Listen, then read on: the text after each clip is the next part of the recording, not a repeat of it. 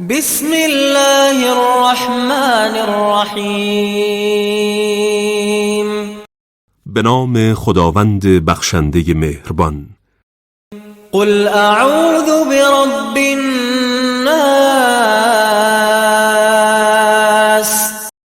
بگو به مالک و صاحب اختیار مردم پناه میبرم. ملک الناس.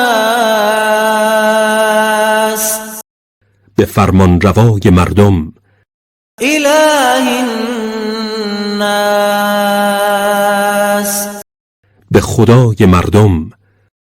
من شر الوسواس الخناس. از شر آن شیطان که آهسته و ناپیدا سخن میگوید و پیوسته هنگام یاد خدا خود را عقب کشیده و پنهان میکند. الذي يوسوس في صدور الناس.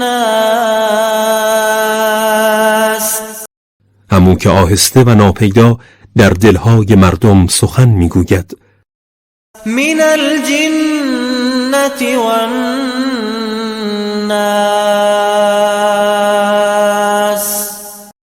خواه از جنس جنها باشد و خواه از جنس انسانها. راست گفت خداوند بزرگ و بلند مرتبه.